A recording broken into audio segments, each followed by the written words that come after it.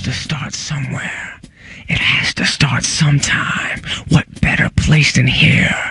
What better time than now?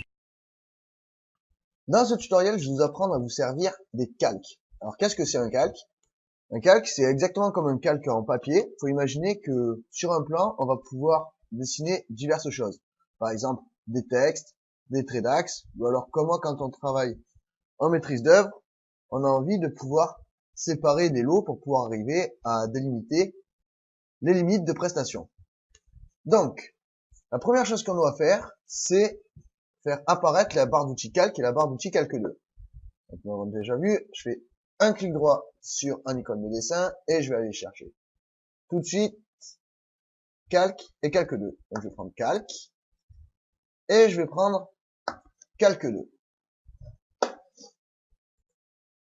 Alors, jusqu'ici, on peut le voir ici, nous avons travaillé sur un seul calque qui était le calque 0. On va profiter pour remettre ça ici. Hop.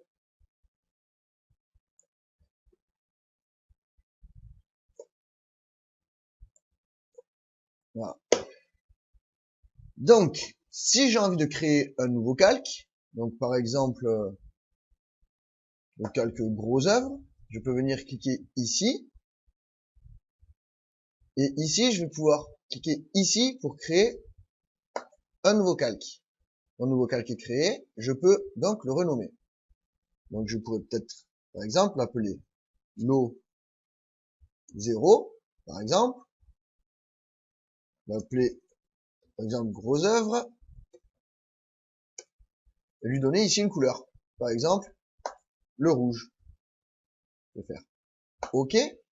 Et si j'ai envie de faire en sorte que ce calque devienne le calque courant, c'est-à-dire le calque sur lequel je vais dessiner, je vais tout simplement double-cliquer dessus ou venir cliquer ici sur le petit check vert. Hop. Donc là, si je double-clique sur 0, ça sera le calque 0 qui sera le calque courant.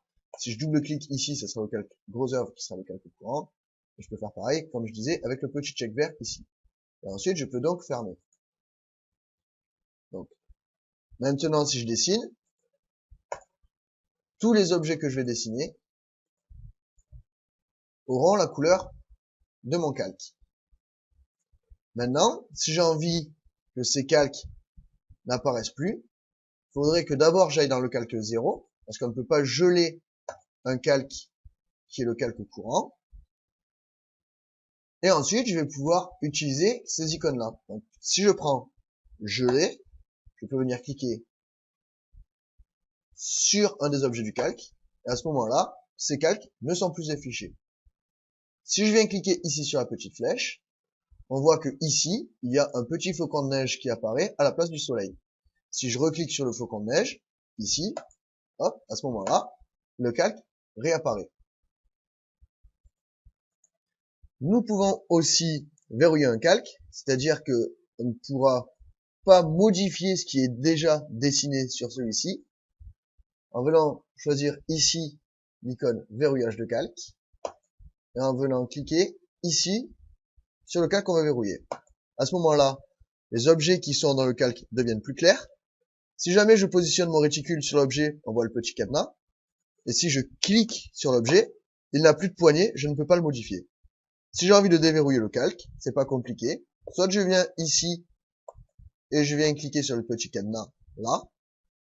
Ou alors, je peux venir tout simplement cliquer ici et sélectionner le calque que je veux déverrouiller. Comme ceci. Ces icônes que nous avons vues ici, qui sont donc gelées, verrouillées et déverrouillées, j'ai fait une petite impasse sur le calque, sur l'outil désactiver un calque, parce qu'à notre niveau, c'est exactement la même chose que geler. Donc ce qu'on va faire dans un premier temps, on utilisera plutôt geler. Plus tard, je vous expliquerai la nuance qu'il y a entre ces deux icônes.